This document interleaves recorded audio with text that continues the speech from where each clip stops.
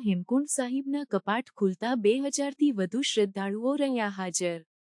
ઉત્તરાખંડના ચમોલી જિલ્લામાં સ્થિત શીખોના પવિત્ર તીર્થસ્થળ હેમકુંડ સાહિબના કપાટ શ્રદ્ધાળુઓ માટે ખોલી દેવામાં આવ્યા છે। આ અવસરે લગભગ 2000 શ્રદ્ધાળુ હાજર હતા, જેમણે પવિત્ર સરોવરમાં સ્નાન કરીને ગુરુદ્વારામાં મત્થા ટેક્યા।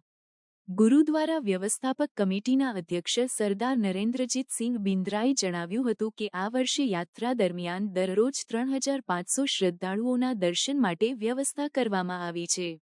તેમણે વૃદ્ધો, બાળકો અને બીમાર શ્રદ્ધાળુઓને વિનંતી કરી છે કે તેઓ થોડા સમય પછી યાત્રા પર આવે, કેમ કે માર્ગ પર બરફની વધુતા અને ઓક્સિજનની અછત હોઈ શકે છે।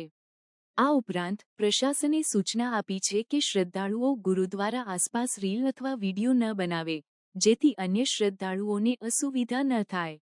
ભારતીય સેનાના 418 ઇન્ડિપેન્ડન્ટ કોરના કર્નલ વિરેન્દ્ર ઓલા અને બ્રિગેડિયર એમએસ ઢિલ્લોન પણ આ અવસરે હાજર રહ્યા હતા અને યાત્રાની સફળતા માટે શુભકામનાઓ આપી હતી।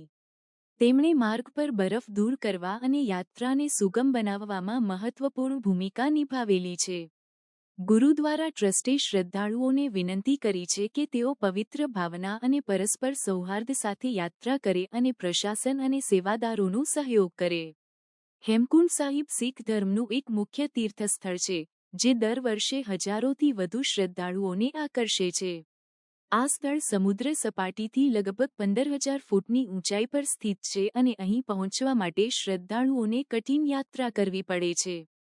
કપાટ ખુલી જતા યાત્રાનો શુભારંભ થઈ ગયો છે અને શ્રદ્ધાળુઓ મોટી સંખ્યામાં અહીં પહોંચવા લાગ્યા છે। और जो बर्फ है, बर्फ पिछले साल की अपेक्षा थोड़ी कम है।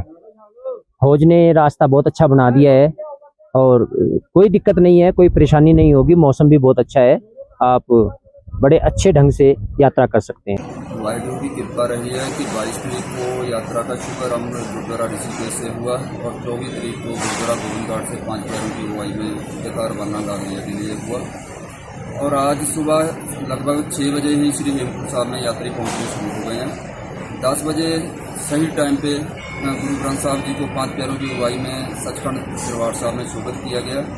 उपरांत सुखमनी साहब का पाठ 11:30 बजे इस यात्रा की पहली अरदास हुई है और उसके बाद उपरांत हुक्मनामा लिया गया और इसी के साथ इस साल की यात्रा के हेमकुंड साहब के कपाट यात्रियों के लिए खोल दिए गए हैं। आपके माध्यम से सभी देश विदेश में बैठे हुए गुरु नानक नाम लेवा सिख संतों को गुरुद्वारा श्री हेमकुंड साहब मैनेजमेंट ट्रस्ट की ओर से अपील करता हूँ कि आइएगा, बहुत बढ़िया प्रबंध है। लोकल लोग भी आप ही का इंतजार कर रहे हैं। सारी सुविधाएं, घोड़ा, कांडी डांडी खच्चर सब कुछ अवेलेबल है। तो आप लोगों को निवेदन है कि आइएगा और वाहिगुरु का जाप करते करते अपनी यात्रा को सफल कीजिएगा।